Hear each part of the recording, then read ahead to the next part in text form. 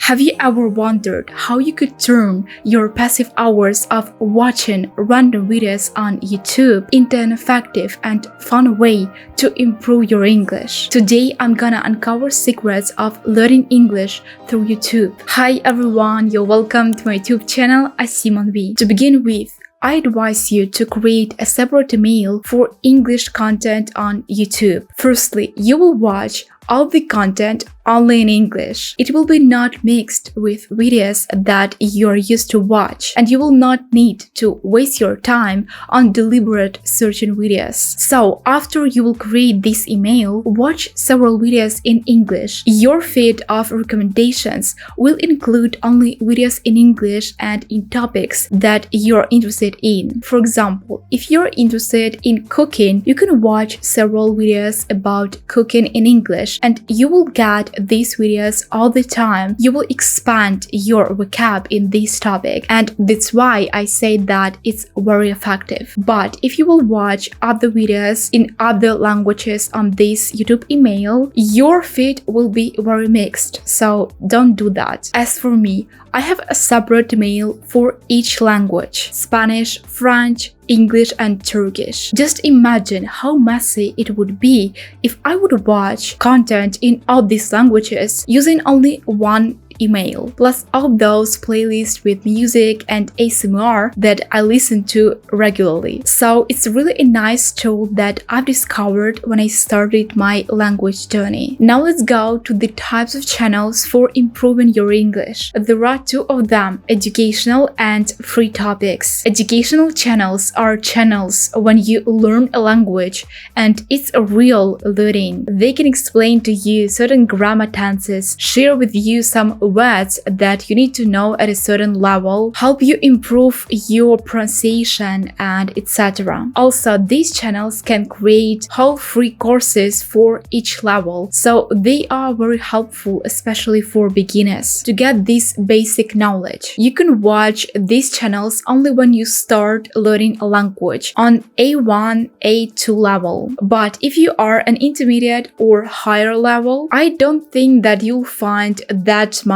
useful information, so next type of channels will suit you more. Personally, I'm subscribed to channels like this on all of my emails for each language that I learn, and I always start learning a new language from these free courses because they are really good in order to get this basic knowledge that you don't need to browse grammar books or to search information randomly around the whole internet. So yeah, it can be very useful for beginners. And next type of channels are channels on different topics that you like. In other words, it's just a normal YouTube for people who know English, it's their native language, and they watch YouTube daily. It's already not a serious learning, it's more a relaxed way of learning English. And specifically for this, I like it so much. You can get some knowledge at a certain topic or just to watch a vlog, and meantime, you will improve your English. So I will give you next tips for these type of channels. Watch videos in one accent. In order to make this whole practice effective, you need to choose one accent: American, British, Irish, Canadian, it's up to you. But most of the content you will find specifically in British and American accents because they are the most popular. So after making up your mind, watch videos only in this accent. Avoid mixing different accents because it will only confuse you. They all use different words, they have different pronunciation, even though it's the same English language. And now you may ask, so how to understand the accent? Usually you can understand that by people's pronunciation. The way they pronounce are, for example, in American English, they say morning. They pronounce this R. But in British, they just say morning, adding J in British words. For example, you, and in American, they say no. Pronunciation of T. Meantime, in British, they pronounce T. In American, they say D instead. Water. in American water, and many more differences. These are just the most noticeable ones. Watch even when you don't understand. It can be really tough at the beginning, I know. You watch and you can understand just several words, even if you've been learning English for a certain period of time. It's like with books. You can know English, but if you've never read English books, it will take some time before it will be comfy for you to read them and you will understand everything. You need to start from something. With each day, you will notice that you understand more and more as you watch videos consistently. For sure, if you will expand your vocab and learn all those unknown words. For instance, when I start learning a new language, I go on YouTube and I watch videos there. Although I don't understand absolutely anything, I don't care. I watch them anyway. At this period of time, I also can take a free course on YouTube to get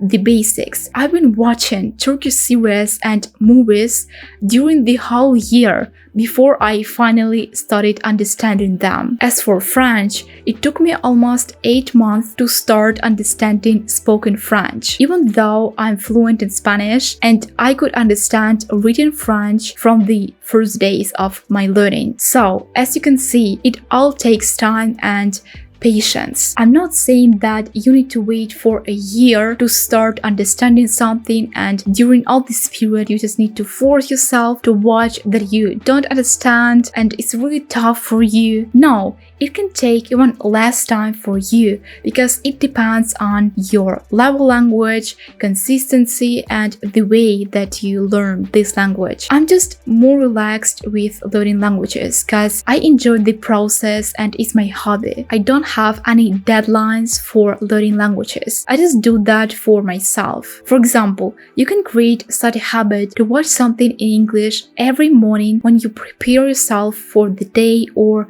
you cook the breakfast, all this stuff. It will be not as effective in improving your vocab because you will just listen to this language on the background, but you will get used to it and eventually it will become okay for you and you will understand everything. Change speed with time. One more cool thing that you can do on YouTube is changing speed of the video. By this, you will improve your English each time. However, don't overdo it. If you normally watch videos at a normal speed, don't switch to 1.75 right away. Change it step by step, and I think that 1.5 is already enough. Any higher speed will not bring anything useful to you. You will just lose the context and the sense of this practice. If you are a beginner, I don't recommend you to change the speed of the video, as you need to listen to a clear pronunciation, notice new words, phrases, grammar nuances, etc. But if your level is intermediate and higher, you can do that. For sure, it always depends on the speed of the speaker in the video and overall on the language. Because for example, now I've been learning French for 10 months